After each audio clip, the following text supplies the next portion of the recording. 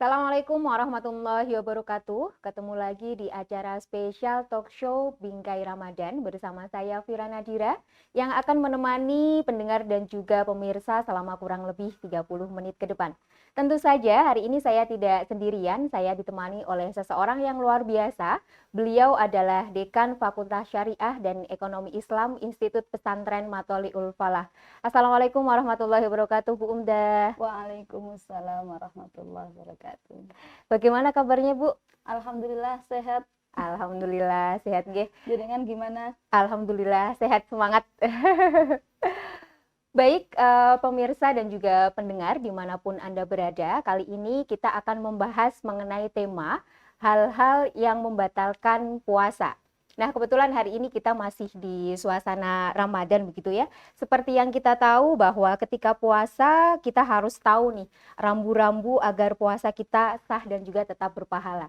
Nah, apa-apa saja yang kira-kira membatalkan puasa? Nah, kita simak penjelasan dari Ibu Umdatul Baroroh, Dekan Fakultas Syariah dan Ilmu Ekonomi Islam, Institut Pesantren Matholiul Falah. Monggo, Ibu. Terima kasih. Assalamualaikum warahmatullahi wabarakatuh. Para pemirsa dan pendengar dimanapun berada. Alhamdulillah pada hari ini kita masih diberi kesempatan oleh Allah Subhanahu wa Ta'ala bisa bertemu di bulan Ramadan kembali dengan keadaan yang sehat walafiat, bisa menjalankan syariat yaitu ibadah puasa. Nah, di dalam menjalankan ibadah puasa ini penting juga untuk memahami tentang hal-hal yang membatalkan puasa ya. Kenapa? Karena ketika kita menjalankan ibadah puasa itu harus kita bisa memastikan diri bahwa puasa kita betul-betul sah menurut syariat. Nah, karena itu selain kita mengetahui tata caranya bagaimana berpuasa, misalnya apa saja yang harus dilakukan, termasuk juga penting adalah mengetahui hal-hal yang membatalkan puasa. Nah, di dalam puasa sebagaimana dijelaskan di dalam fikih itu hal yang termasuk membatalkan puasa adalah segala sesuatu yang memasukkan segala sesuatu ke dalam rongga yang ada di dalam tubuh kita. Karena esensi dari puasa ini kan al-imsak ya, atau mencegah diri dari makan dan minum dari mulai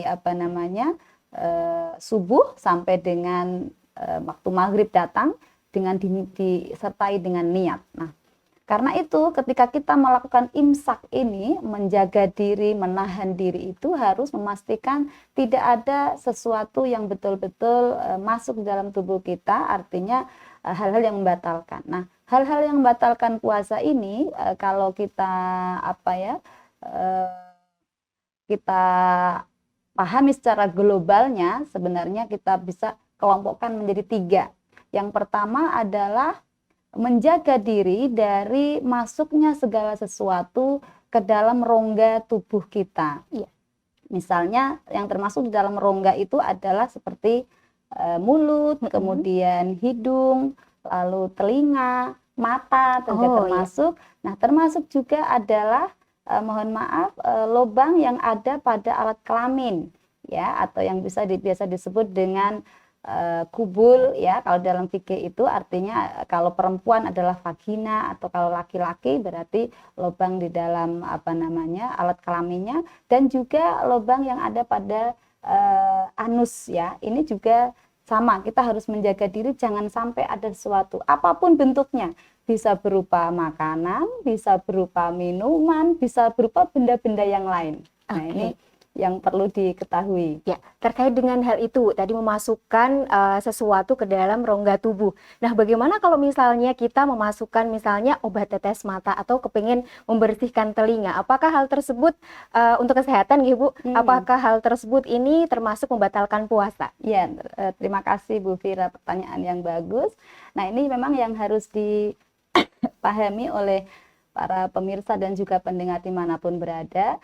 Memang tadi yang pertama hal yang membatalkan puasa salah satunya adalah masuknya segala sesuatu ke dalam rongga tubuh ya, yang dilakukan secara sengaja. Kalau tidak sengaja beda lagi, kalau dilakukan dengan secara sengaja. Nah, dan tidak ada kebutuhan yang sifatnya doruri, yang darurat gitu, ada kebutuhan yang memaksa memang harus dilakukan itu.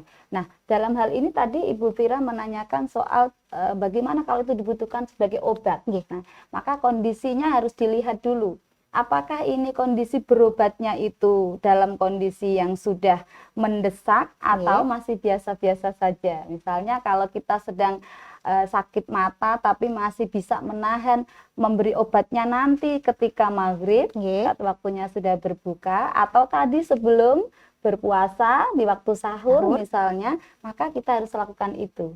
Tidak boleh kemudian kita lakukan justru di tengah-tengah waktu kita berpuasa. Kalau kita meneteskan melalui rongga-rongga itu, otomatis bisa membatalkan puasa kita. Kecuali kalau kondisinya ini tidak bisa, kalau tidak ditetesi obat itu, maka bisa membahayakan, misalnya matanya bisa mengalami kebutaan, misalnya ya. Maka ini harus segera dilakukan. Nah, kalau yang kondisi darurat seperti itu, maka bisa dilakukan tanpa, dan itu tidak membatalkan puasa. Jadi kondisinya bisa berbeda-beda. Kalau darurat ya, maka dalam fikih ada kaidah ad-daruratu tubihul mahdzur. Jadi keadaan yang darurat itu bisa membolehkan hal-hal yang dilarang. Nah, ini yang penting dipahami oleh para pemirsa dan juga para pendengar dimanapun berada. Nah, kemudian yang kedua, selain menjaga diri dari memasukkan sesuatu ke dalam rongga tubuh, yang kedua juga menjaga diri dari mengeluarkan sesuatu. Gitu. Nah, dengan sengaja. Maksudnya apa di sini? Jadi menjaga dari memasukkan sekaligus mengeluarkan ya. Mengeluarkan ini maksudnya apa? Mengeluarkan ini maksudnya adalah muntah ya. Muntah yang dilakukan dengan sengaja itu juga bisa membatalkan puasa kita. Artinya kalau kita nggak kepingin muntah tapi sengaja misalnya dipancing dengan menggunakan kadang-kadang kita memasukkan jari atau apa gitu kan, atau melihat sesuatu yang membuat kita muntah misalnya, maka itu berarti kita bersengaja, itu juga bisa membatalkan puasa. Berbeda ketika tidak bersengaja. Misalnya kita nggak disengaja, kita mabuk misalnya bepergian tiba-tiba mabuk, nggak bisa ditahan lalu muntah-muntah, maka bagaimana? Tidak apa-apa. Yang penting dijaga jangan sampai sesuatu yang muntah tadi itu ada yang kembali ke dalam tubuh kita. Nah, ini yang paling penting. Nah, dalam saya kembali kepada persoalan yang pertama terkait dengan masuknya hal yang dalam rongga ini ya, yang biasanya juga harus hati-hati itu ketika kita misalnya habis sahur. Habis sahur ini kan habis makan, habis minum gitu kan. Memang ketika kita sudah subuh biasanya tidak ada lagi orang yang makan. Tapi kadang-kadang yang di dalam mulut kita itu masih ada tersisa. Ibarat bahasanya orang sini itu selilit ya. Nah, selilit yang sisa-sisa di dalam gigi, misalnya di gusi gitu. Atau rasa makanan. Jadi misalnya kita tadi habis minum kolak, itu kan rasanya manis gitu ya. Kadang-kadang masih tersisa di dalam rongga mulut ini sehingga tertelan dengan sengaja, itu juga harus hati-hati. Bahkan yang tidak berasa, misalnya ketika kita sudah subuh itu biasanya kan kita sikat gigi, kemudian kumur-kumur. Nah, air bekas kumur-kumurnya kalau masih tersisa di dalam mulut, maka kita harus keluarkan dulu ya, diludahkan supaya tidak masuk ke dalam rongga melalui mulut kita, karena ini termasuk hal yang sifatnya bisa membatalkan, karena itu termasuk bagian dari memasukkan sesuatu. Berarti lebih baik kita untuk sikat gigi atau membersihkan mulut itu sebelum waktu imsak gitu ya, Bu. Tapi kadang-kadang kan kita sudah imsak, minum dulu ya. Nggak apa-apa, karena imsak ini belum waktunya subuh. Jadi menahan diri ini memang dari mulai waktu subuh ini datang sampai dengan nanti waktu maghrib. Imsak itu biasanya orang sini sudah imsak loh, jangan minum, sebenarnya tidak apa-apa. Cuman karena waktu imsak ini sudah mendekati subuh, sebaiknya memang kita menghindari atau menahan supaya tidak ketelanjur. Takutnya tiba-tiba tengahan minum lalu azan misalnya ya. Nah, maka sebaiknya memang diselesaikan lebih agak jauh sedikit lah dari waktu subuhnya. Begitu. Oke Bu, kalau tadi memasukkan sesuatu ke dalam tubuh, kemudian mengeluarkan sesuatu dari dalam tubuh. Bagaimana kalau misalnya seperti ini kasusnya, kita donor darah nih Bu, ini ibaratnya kan mengeluarkan darah dari dalam tubuh. Apakah itu hal-hal yang termasuk membatalkan Oh puasa Bu? tidak, Oh tidak ya, tidak. beda. Jadi mengeluarkan ini maksudnya adalah muntah. Oh ngerti. Kalau yang mengeluarkan yang lain tidak, Oh oke. misalnya mohon maaf buang air tidak. Oke. Jadi mengeluarkannya ini tadi saya mengambil kesimpulan itu tadi dari apa namanya, maksudnya memuntahkan Memuntahkan. sesuatu ya. Oke. Mengeluarkan yang lain tidak, misalnya mengeluarkan air mata ya tidak membatalkan puasa, mengeluarkan ingus tidak membatalkan puasa. Tapi ada sesuatu yang ketika keluar membatalkan puasa. Yang pertama tadi soal apa namanya, muntah ya. Yang kedua adalah mengeluarkan mani yang disengaja. Nah, yang disengaja. Jadi kalau apa namanya, misalnya orang yang seseorang itu ketika berfantasi misalnya ya, sampai dia kemudian mengeluarkan sperma itu inzal, itu bisa membatalkan puasanya. Tapi kalau tidak disengaja, misalnya tiba-tiba tidur lalu bermimpi, kita kan tidak tahu kalau tidur dalam keadaan bermimpi itu kan berarti tidak ada unsur kesengajaan. Misalnya tiba-tiba dia bangun dan ternyata mimpi basah, maka itu tidak membatalkan puasa. Tapi kalau disengaja melalui rangsangan, misalnya bisa melalui pandangan atau melalui melihat film misalnya. Ya, melalui film atau bahkan imajinasi ya. Kita baca novel misalnya begitu, kemudian imajinasi yang sedikit ini erotis misalnya, lalu sampai pada inzal, itu berarti ada unsur kesengajaan di sana, maka itu termasuk membatalkan puasa. Nah, kemudian yang ketiga terakhir dalam membatalkan puasa adalah berhubungan badan dengan pasangan suami istri ya, artinya itu tidak boleh kalau dilakukan di siang hari bulan Ramadan.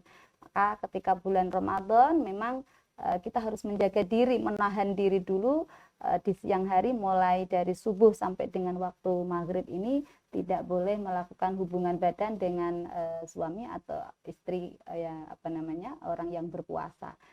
Kalau malam hari bagaimana? Kalau malam hari diperbolehkan, karena memang di dalam ayat Al-Quran dijelaskan bahwa ketika di malam hari itu dihalalkan kepada kalian untuk melakukan hubungan dengan pasangan atau suami atau istrinya. Demikian. Oke, selanjutnya boleh dilanjut terlebih dahulu Bu, sebelum kita nanti menunggu pesan-pesan yang berikut ini. Ini tadi yang saya sampaikan dalam konteks hal-hal yang membatalkan puasa itu baru dalam konteks membatalkan puasa secara zahir ya. Jadi berpuasa secara zahir artinya secara syar'i, itu dalam kajian fikihnya itu seperti itu. Tetapi orang berpuasa apakah cukup dengan itu? Nah, ini yang menurut saya juga penting. Jadi membatalkan puasa yang dalam kajian fikih itu baru membatalkan puasa yang sifatnya lahiriah. Artinya kalau ada orang makan misalnya ya, memasukkan itu secara lahiriah ketahuan, oh dia batal puasanya. Ada orang sengaja bermuntah-muntah mengeluarkan itu tadi, itu bisa diketahui oh ini batal puasanya. Kalau batal pasti puasanya tidak sah, kan begitu. Berarti dia belum bisa menggugurkan kewajiban untuk berpuasa. Nah, tetapi di dalam berpuasa itu terdapat hal-hal yang juga perlu diperhatikan terkait dengan apakah nanti puasa kita ini akan diterima oleh Allah atau tidak. Nah, ini ada dimensi atau hal-hal yang perlu diperhatikan ketika kita ingin memastikan atau ingin berusaha bahwa puasa kita selain sah secara syara juga diterima oleh Allah Subhanahu wa taala. Nah, ini yang juga penting karena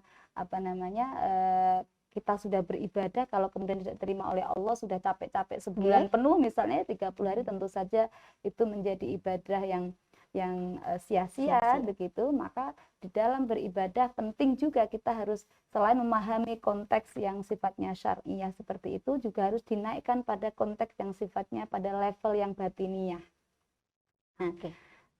Imam Ghazali di dalam kitab Ihya itu membagi puasa orang yang berpuasa itu ada 3 level. Oke Bu, sebentar, jangan dijawab terlebih dahulu ya Ibu.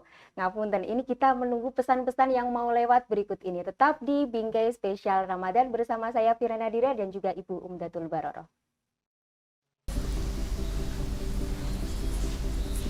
Assalamualaikum, Waalaikumsalam. Mbak Nadila ya? Iya, Yang di Ikmafa TV itu? iya. Aku mau kuliah di Ikmafa dong, Mbak. Cara daftarnya gimana ya?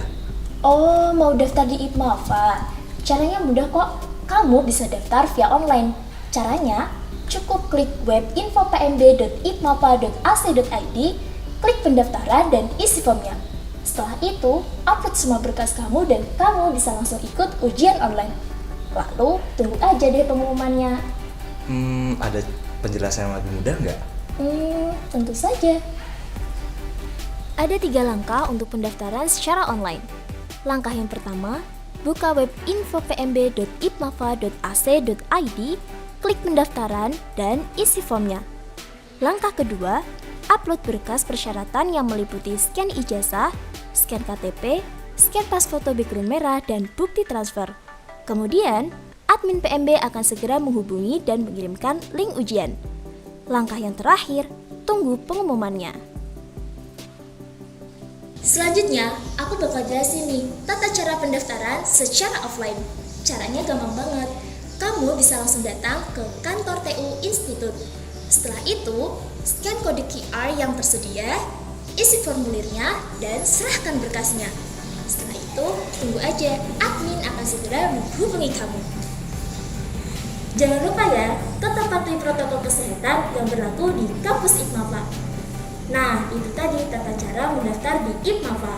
Yuk gabung di IPMAFA, kuliah yes, ngaji oke. Masih di talkshow spesial Bingkai Ramadan bersama saya Fira Nadira dan juga Ibu Umdatul Baroroh. Pendengar dan juga pemirsa dimanapun Anda berada, kalau tadi Bu Umdah sudah menjelaskan 3 kategori puasa menurut Imam Ghazali. Nah, apa saja itu kategorinya? Mari kita simak penjelasan dari beliau. Ya, terima kasih. Jadi menurut Imam Ghazali itu orang berpuasa ini ada 3 tingkatan. Yang pertama adalah puasanya orang awam, seperti kita ini adalah orang awam. Kemudian yang kedua adalah puasanya orang khawas, orang yang memiliki tingkatan khusus begitu di sisi Allah tentu saja. Dan yang ketiga adalah tingkatan puasanya orang khawasul khawas. Jadi lebih khusus lagi. Nah, bagi orang yang awam seperti kita, memang puasa orang awam ini cukup memastikan diri untuk mengetahui hal-hal yang tadi, yang membatalkan puasa secara syar'i. Maka ketika kita sudah menahan diri al-imsak, ya, jadi dari segala tadi masuknya sesuatu dari rongga tubuh, begitu, menjaga diri mengeluarkan sesuatu tadi secara sengaja, muntah-muntah secara sengaja atau inzal secara sengaja, ini sudah dikatakan secara sah ketika disertai dengan niat, ya. Niat, jadi sebelum kita berpuasa di malam hari, waktu niatnya ini adalah di malam hari. Malam hari itu berarti dimulai dari waktu maghrib datang tiba sampai dengan sebelum subuh. Begitu subuh berarti sudah tidak boleh niat. Nah, ini waktunya niat. Maka sudah dikatakan sah secara syariat, ya. Ini bagi puasanya orang yang awam seperti kita.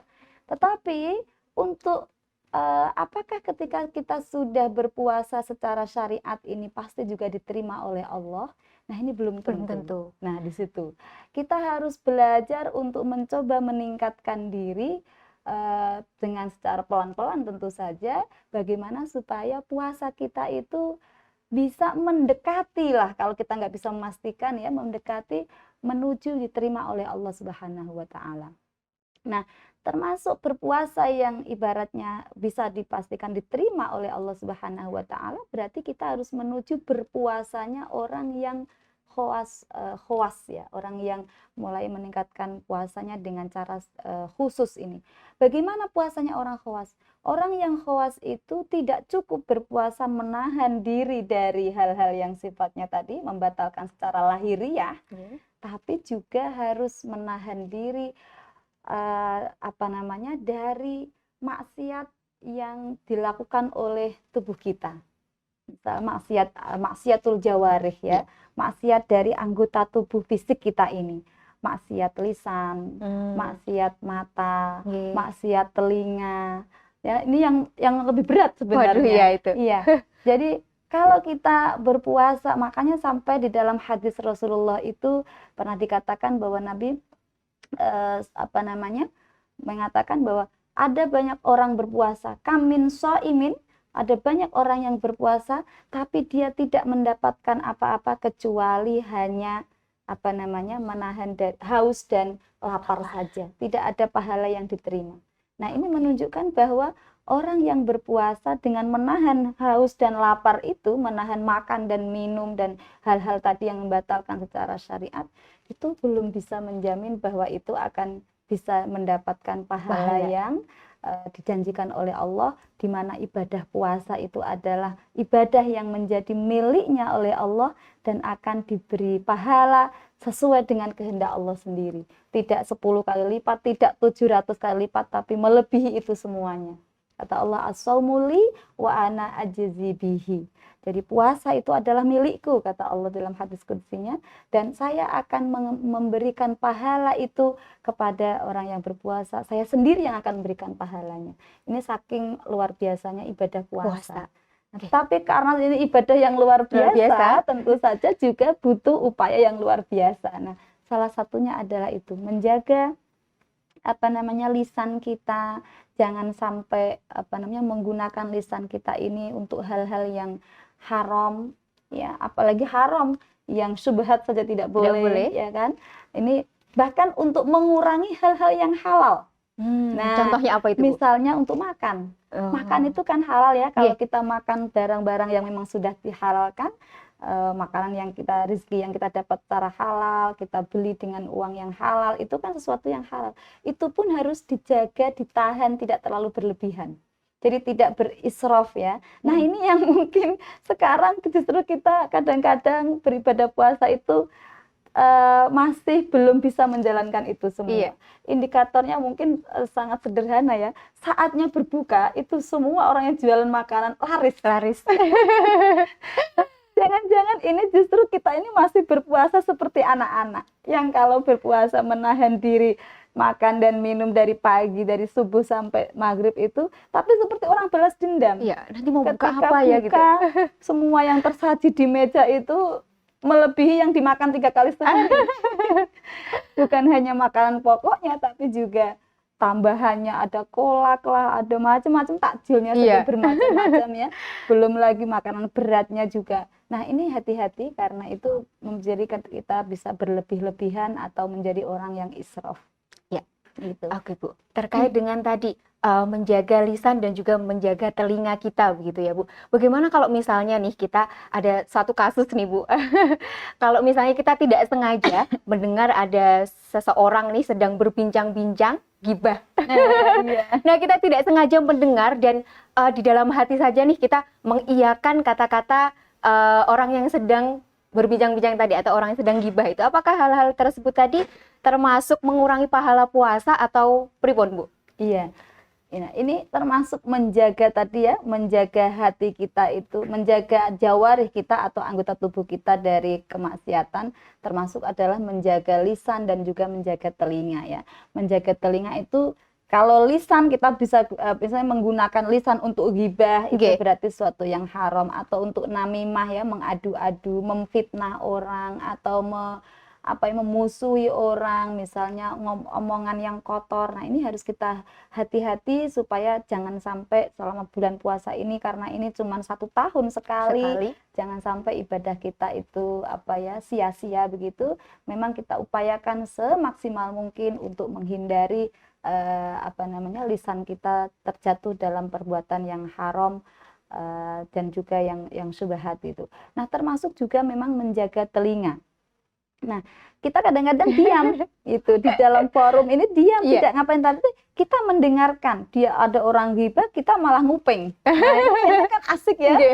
Biasanya kalau sudah ngerumpi itu ada yang sibuk ngerumpi, ada yang kalau orangnya tidak pandai untuk ngerumpi, dia menjadi pendengar setia berjam-jam. Nah, ini juga Jadi as-sami', orang yang mendengar, juga orang yang mengatakan itu kalau dalam hal yang sama-sama dilarang. Maka kita upayakan kalau itu mendengar, maka kalau tidak bisa menghindari di dalam majelis itu, maka di dalam hati kita harus ingkar. Ini salah satu cara kita supaya bisa terhindar, biar kita tidak termasuk orang yang bagian rumpian ini. Tidak termasuk unsur di dalam rumpian itu, karena rumpian ini biasanya memang ada yang ngerumpi dan ada pendengarnya.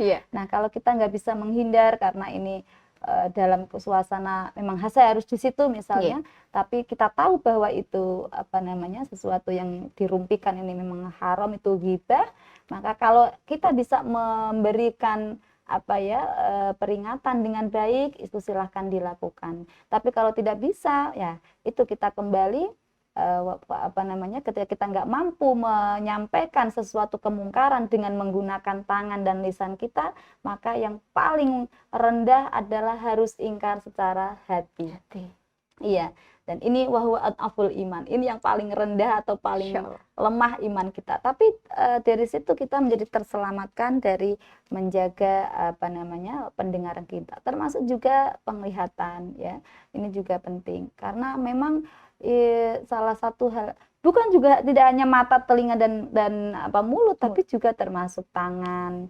Nah, sekarang ini kita kan ada gadget. Ini tangan, tidak mata, tidak telinga ya, tapi juga jari kita ini juga harus dijaga dari memencet hal-hal yang bisa menimbulkan fitnah, bisa menimbulkan, bahasa kita sekarang hoax ya, bisa menimbulkan kekisruhan dan macam-macam, menge-share berita-berita yang sifatnya tidak benar, tidak faktual, yang akhirnya membuat orang gundah atau bahkan membuat kekacauan. Ini juga termasuk dari upaya untuk mendekatkan supaya kita ini, puasa kita bisa diterima oleh Allah Subhanahu wa Ta'ala. Nah, kalau kita mampu untuk mengupayakan pada level ini, berarti puasa orang-orang seperti itulah yang termasuk golongan puasa orang yang khawas gitu.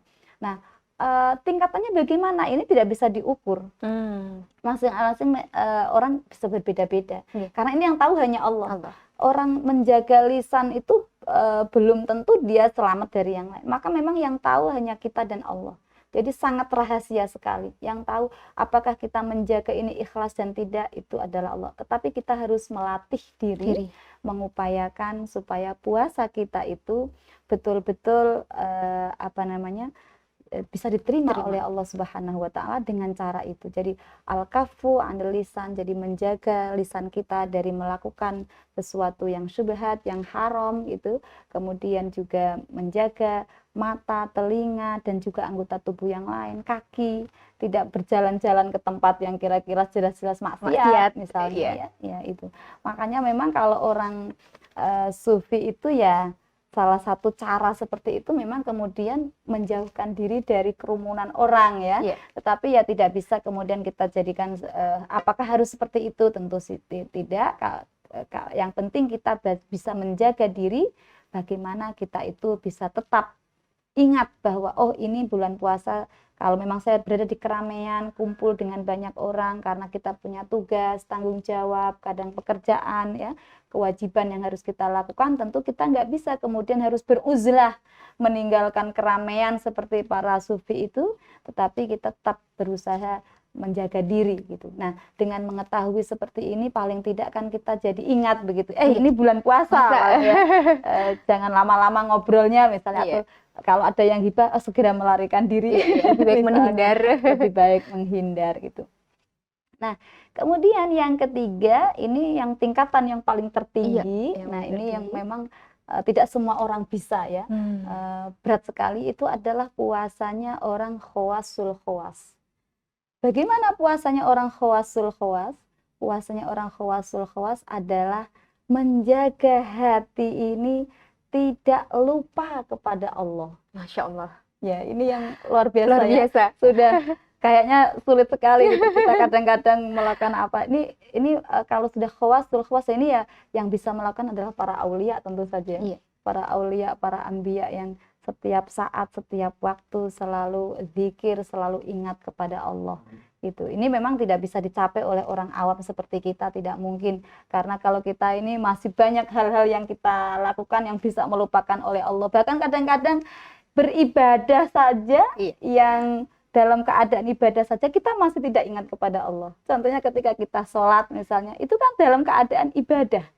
Tetapi saat sholat justru ngelamun, ya ingat hutangnya misalnya, ingat pekerjaannya. Bahkan kadang-kadang yang kita menjengkelkan itu, barang yang hilang pun ketika sholat itu malah ingat. Kalau waktu di luar sholat kita cari kemana-mana nggak ketemu, saat sholat malah ingat. Itu menunjukkan hati kita memang masih belum penuhnya ingat kepada Allah. Maka ya kita memang belum bisa mencapai derajat seperti itu karena kita ini masih orang awam. Tetapi kewajiban atau tugas kita adalah bagaimana kita itu selalu mengusahakan diri supaya setiap hari, setiap waktu selalu mengubah diri kita menjadi lebih baik, meningkatkan ibadah kita menjadi lebih berkualitas, lebih baik lagi dengan segala kemampuan dan upaya kita. Sehingga artinya kita tidak kemudian sak kepenak dhewe gitu ya. Yang penting kan saya sudah berpuasa, tidak begitu, karena memang kita belum tahu apakah puasa kita ini betul-betul diterima oleh Allah Subhanahu wa taala atau tidak. Nah, saya berharap dengan belajar dan memahami hal-hal yang seperti ini, kita bisa bersama-sama mengupayakan diri kita untuk belajar menjadi lebih baik dari hari ke hari, dari waktu ke waktu, dari tahun ke tahun, sehingga hidup kita menjadi bermakna dan tujuan hidup yang diciptakannya manusia itu untuk beribadah, kita bisa benar-benar bisa memenuhinya dengan baik. Amin. Alhamdulillah kita sudah semakin tercerahkan dan juga terbuka wawasan kita. Nah, itulah tadi pendengar dan juga pemirsa penjelasan mengenai hal-hal apa saja yang membatalkan puasa dan juga mengurangi pahala puasa. Dari saya Fira Nadira mohon undur diri. Terima kasih kepada narasumber, kepada pemirsa dan juga pendengar yang telah setia. Insya Allah kita bertemu di lain kesempatan. Wassalamualaikum warahmatullahi wabarakatuh.